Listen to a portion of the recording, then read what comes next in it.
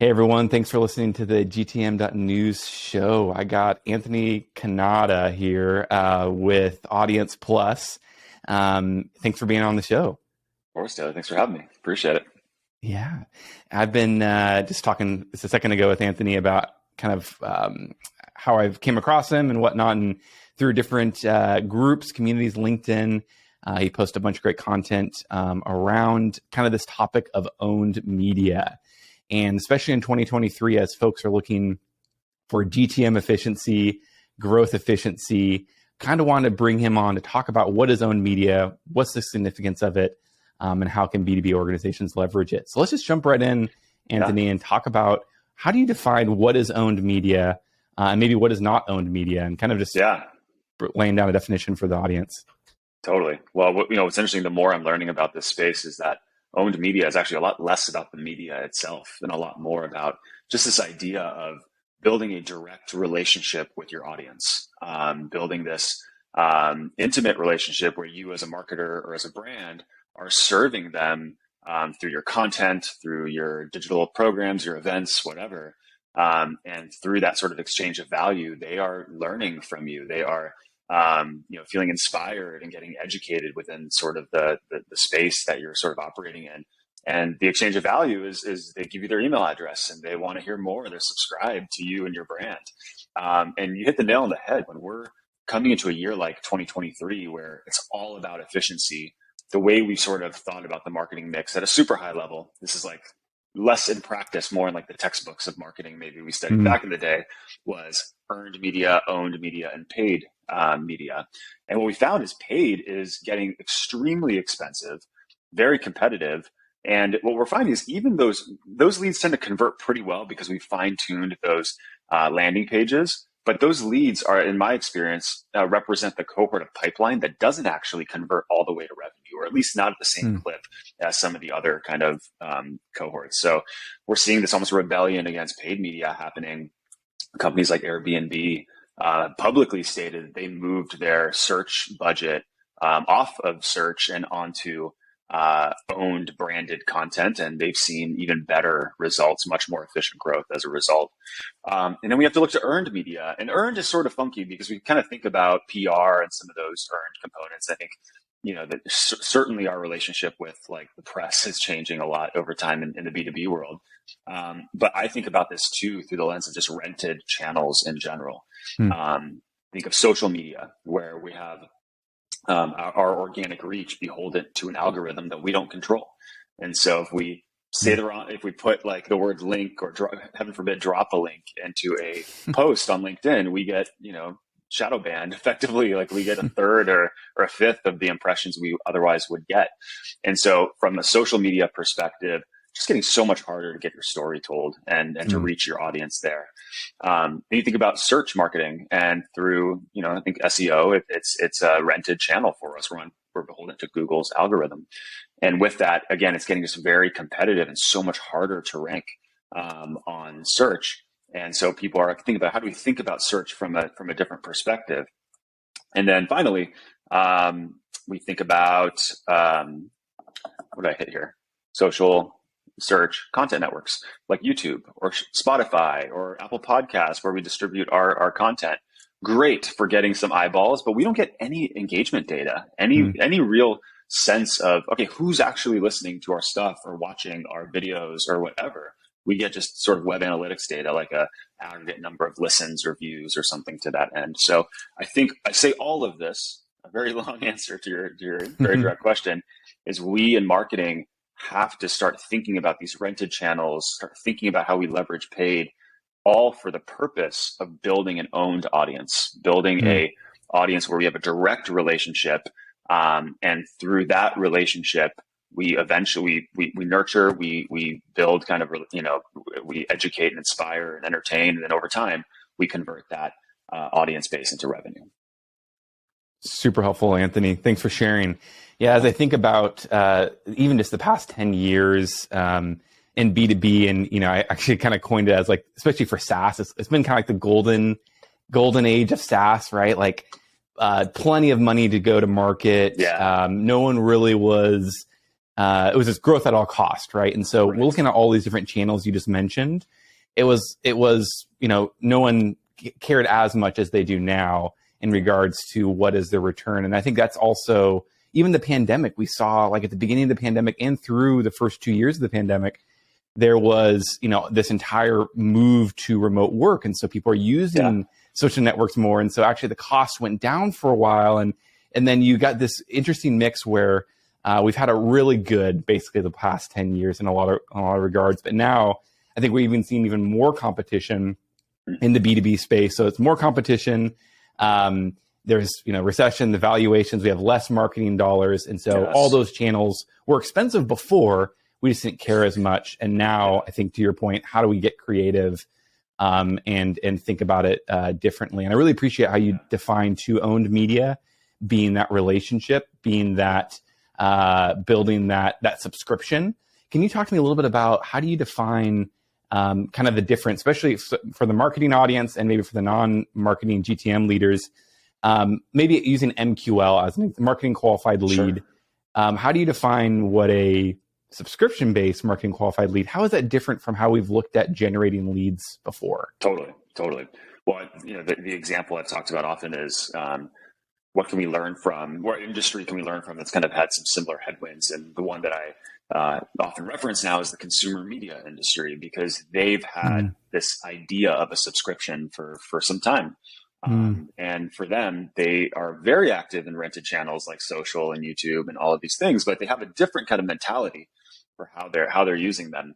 And so to quantify this for maybe certainly a marketer, demand marketer, but even for a sales rep, or somebody, the rev ops side, the average conversion rate of a website from for a B2B SaaS business is something like 1.1%. And what I mean by that is the traffic that is then converting to a talk to sales call to action or request demo or try the product or whatever. It could get up to 2 to 3% for best in class. In consumer media, it's 10% is the average. And you're like, well, what is that? What is the gap? Well, they've realized when people are hitting their content through long tail search or whatever, again, much like people find our content in B2B, what they end up doing is kind of getting their interest piqued by the content that you're producing, and they want to hear more from you. And so they subscribe to hear more and to learn more and to kind of be fed more from that, narrative or whatever best practices that you're espousing or helping kind of create. And so it's a much lower threshold for people that care about the topic that you're writing for. And in so doing, literally the opportunity there is to 10x your web conversions. Now, I'm not saying go and kill your demo request button and turn into just a subscribe flow, but what have we done to capture thought leadership subscribers in digital marketing? We've put it in the footer of we have this newsletter, subscribe here, or it's very difficult to find.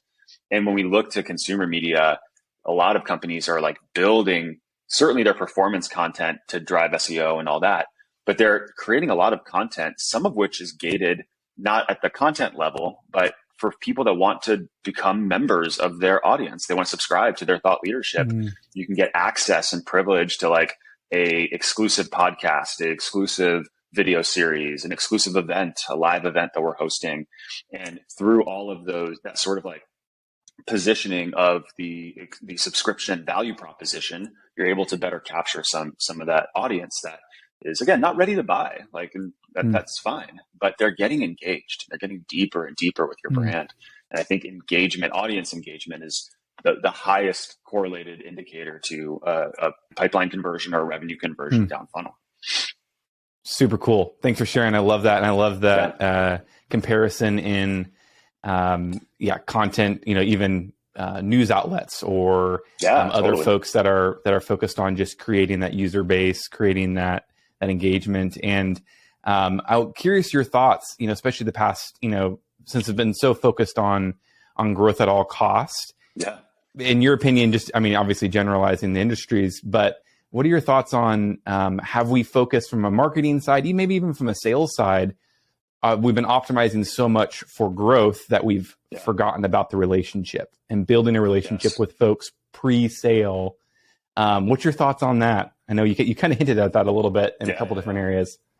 Well, I mean, I think that the channels by which we've acquired customers traditionally in B2B were very transactional types of channels. Mm. Hey, let's just the biggest line item typically in a marketing program budget is paid media, which is typically like advertising networks, right? Like typically Google PPC and a few others, maybe display ad kind of retargeting, which is going away in 2 years, which is terrifying. And so that is the biggest program spend that we have, biggest line item. It's the one that's the hardest to defend. And again, from my point of view, at least three CMO runs, so I could be wrong, but always the lowest converting cohort of pipeline to revenue. And it's no surprise because we're trying to steal like a conversion for someone and kind of like almost like trick them into filling out a form so we can throw an SDR at them and call them 20 times until they, and email them 100 times until they unsubscribe. And that's sort of the status quo for B2B marketing. And I'm not saying outbound cold calling doesn't have its place in the stack. I think it's much more effective when it's not a cold message, but it's that outreach to someone that's an engaged member of your audience. But I think that's sort of this shift. It's like, man, like this, we've dehumanized B2B marketing over the years. And as a result, in marketing, when we're signing up for a number to support our sales teams, we have them, it becomes a much cleaner handoff when these are folks that are warmed up for sales, where they're not just like, they were kind of super excited because a big logo filled out a form somehow, some way. We send it to sales and they're like, not DQ, they're not interested. Like they're not, there's no initiative, there's no budget, there's no urgency. Like this is not even a real deal. So I think that's where the big opportunity lies. If we rethink the funnel through this lens of building an audience, engaging an audience, and then kind of getting a sense of as members of our audience are getting more and more engaged, then layering in the sales kind of component, it becomes a much more sustainable, scalable, cheaper way to grow. And I think, to your point, that a lot of the headwinds from 2023, a lot of these discussions with our CFOs, with FP&A, like they're just not going to allow for the whole, this is our biggest bucket of spend and we can't clearly tell you if it's actually working or not. Like that conversation just won't work anymore. Yeah, good. Excellent points. Thanks for sharing. I'm curious too, your thoughts on, we kind of talked about optimizing for sales, which is obviously super important. Yeah. But then from the marketing side, especially from the content creation side, you kind of talked about focusing on like, so for example, paid media, and you have it go to an ebook, right? You're curious your thoughts on, historically, we've optimized to get that download, right? Yes. How is owned media? How is this subscription model? How is this building the relationship? You're optimizing, instead of optimizing for that one event, getting them to sign up for the ebook, versus actually getting them to want to consume more content. What's the difference in mindset there?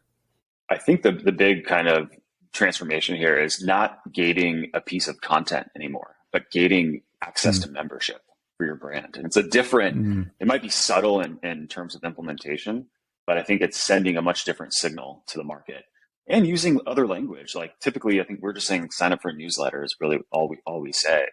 Or, on the back end, we refer to that as like an opt-in to our marketable database or some weird, like, dehumanization kind of moment. And I think that like thinking about this as a subscriber, as there's connotation of relationship there. It's ongoing. It's not transactional around an ebook. Like, give me your email, I give you this one piece of content. It's no, we're going to commit as a brand to continue to nurture you, not just the audience at large, but our subscribers who have given us this exchange of value. And so I think that's a big evolution on the content side specifically too, is you're going away from just performance content.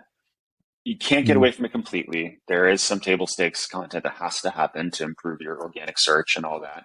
But this like focus on editorial content across a variety of platforms, just like this one, in order to build a relationship and to serve them. And what we saw, I saw this most presciently, I guess, during my time at Gainsight, where customer success managers didn't have, there wasn't a brand in the marketplace that was sort of, running away with the market as the market leader. And so our hypothesis was not to sort of take this product-led kind of position, but rather we're just going to create as much content, whether it's us or inviting the community to create content on our platform to help educate and establish best practices and advance the interests of this profession, which goes so much more, beyond the software that we create. But it created this amazing flywheel, and over time, I think served Gainsight well. Super cool. Thanks for sharing. Yeah, I would love to dive a little bit deeper into in a second as far as the editorial side and getting the whole team and community involved in creating content. But first, just curious your thoughts on specifically kind of the performance content. I love how you framed it in that way, because what I've seen is that especially content historically, ebooks, kind of performance content where you're looking to generate leads. The focus is how do we get people to sign up, but you actually don't have to deliver, by definition, you don't have to deliver any value in that content because you've actually already got the sign up. Right. So I'm just interested in your thoughts on you're creating the kind of a transition in creating content to get people to come back to consume more versus that one snapshot in time content that doesn't have to provide any value, really. The ebook doesn't. Whereas a show, the goal is to get them to come back. Totally. And I think that's, speaks to this sort of evolution of your brand. Like, are you building a software provider or are you building a thought leader, a market leader, a brand that is committed to helping your audience effectively solve complex problems of which your products are a part of, but not all of. There's more, and I think your content, your community, your events, your experiences all kind of contribute to that. So I think that's definitely right. It improves a couple things. It improves time on page, time on site, because people are going to your page not just to buy but to learn, which is extremely helpful.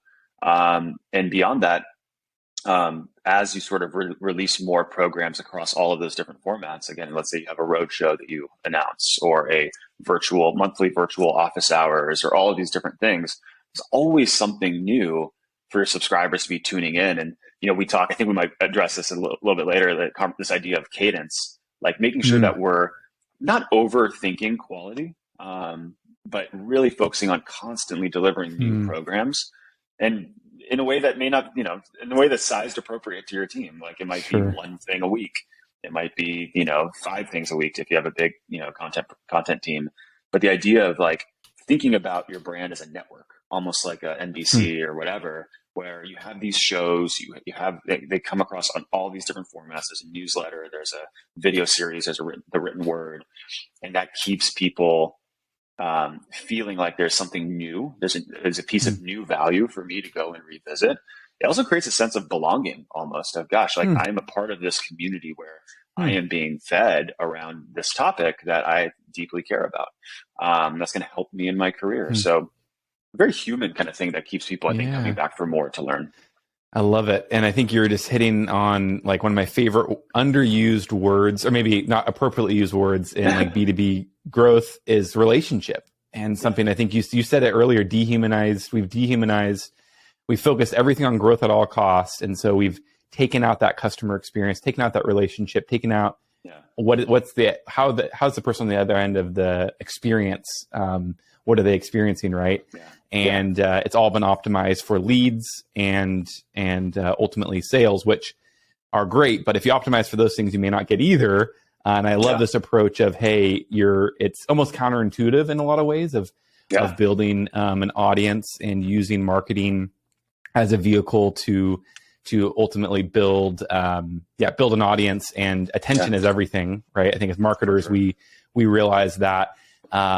And if you keep people's attention, you can eventually nurture them into a further developed relationship. It's like you're basically starting a relationship, right? And I love that. Yeah. I'm curious because this is something that I have struggled in my entire career. I know a lot of other marketers struggle with it. A lot of go-to-market organizations struggle with this, is creating content. And I know you mentioned cadence, and you mentioned even before this podcast we started, we're talking about me starting this podcast, and you're like, the most important thing is just getting started, right? And I think that is just in the same vein of creating content is challenging, especially since we have content proliferation, right? There's so much content out there. So I'm curious your thoughts on first, how do folks, get started with this framework, with this mindset? And then number two, you said it earlier as well. How do you get your community involved? How do you get the rest of your team involved? Because marketing, I'll be honest, marketing isn't always the subject matter expert.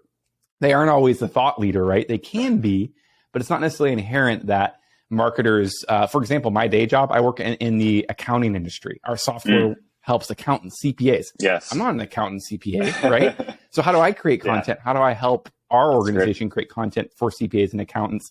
And then how do I bring in the rest of my organization, the rest of our community to create content as well? Yeah, it's a great example. Yeah.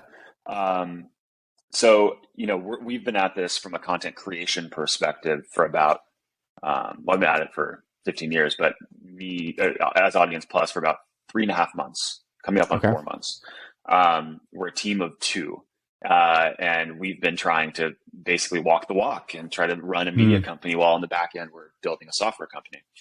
And when I first started out, I was like, okay, if we're going to tell the world you have to be a media company, I need like chef's table for B2B marketers. I need high production, Netflix quality, because we got to set the bar. Like we're doing the thing, right? And it might have been like the millennial in me or something, but I was like, that's what we need. And so I reached out to an agency, and their quote after friends and family discount was $200K for 6 episodes. And it shattered me in a moment, because I was like, wait a minute, like how can we do this? It sounds like we can't, but beyond it, how can I in good conscience like tell the world you have to become a media company when it's $200K for 6 episodes at a time for like a video series? And thankfully I was very wrong. So I had a good conversation with a friend of mine, and we talked about the Gen Z, this generation that's coming after us, where they grew up on content created on an iPhone. And for them, and I think increasingly in my generation as well, there's like what people really want out of your content is authenticity. They don't want production, high quality production. In fact, high quality production could work against you, because the content sort of comes across as a commercial, or as they're trying to sell you something, or something that's real and something that's much more authentic. So what we ended up doing, so I'm on a camera here. This isn't Panacea, but it's less than $1,000 of equipment. It's an SLR, so great for like a home studio, that sort of thing. We set up a little office space in a residential apartment, which is kind of funny. Oh, cool! But we spent like $15K on equipment, and I'm talking like Blackmagic cameras, like teleprompters, all the lighting, like whatever that rig thing's called. So, it actually isn't super expensive to go from 0 to 1 on content production. And when you think about it through the lens of authenticity, it takes a lot of the pressure off. And so when I mentioned like just get started, I deeply mean that. Like it's helpful for a couple things. One, you put your show out there and you start to get feedback from the market. Oh, there's something here that's really resonating around your unique point of view, or the format that you chose, or the guests that you brought on, or whatever. And you're implementing that feedback back into the production cycle, which again is less about the camera and the lighting and much more about your unique story and how you're kind of presenting that story. And second, what I found is I've gotten a little bit better over time the more I've done this in 4 months, so not a lot. But I looked at the first show I did, and I was a little shy, and my heart was racing, and all that. And over time, I've been able to just build a bit more comfort just being in front of a camera. And I'm an introvert, so this doesn't come easy for me. But I've been able to kind of sharpen that skill a little bit in 4 months, so hopefully a lot more over time. So I think getting started is the most important thing. Now, to your point about activating the community or activating your audience to contribute, to be a part of this, I think that's a superpower over time, because again, we're representing a brand, and the brand is, maybe stewarded by marketers within the organization, but it's representative of the entire company. And I think a superset of the products that we serve. And so it's the products that we built.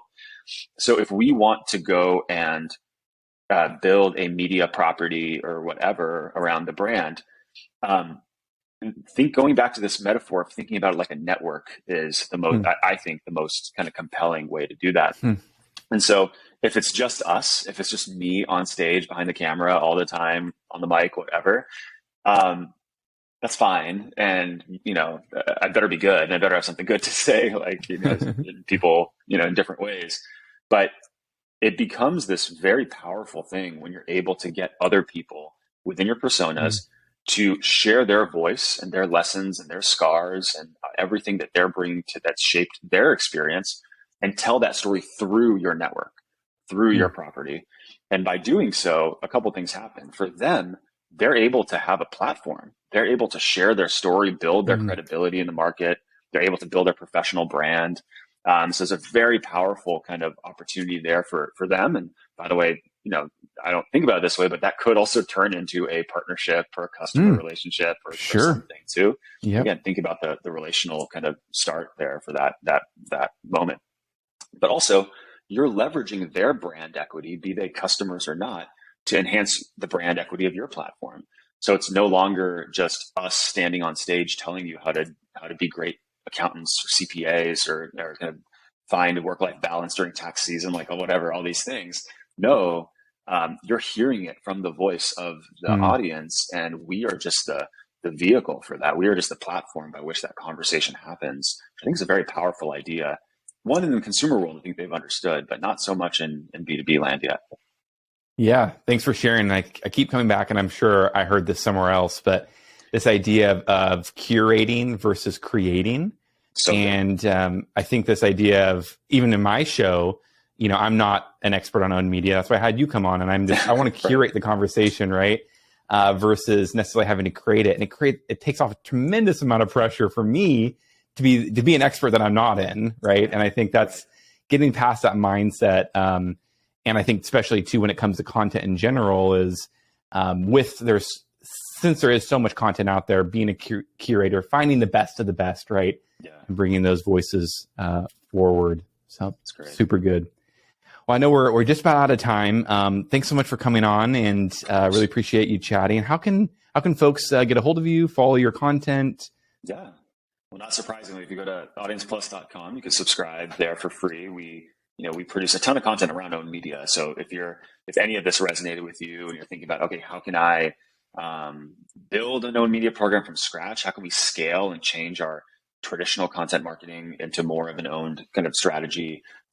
Encourage you to check that out. And I'm on LinkedIn. I think that's probably where I'm doing that's the rented channel that I'm spending most of the time kind of, activating. So in either place would be great.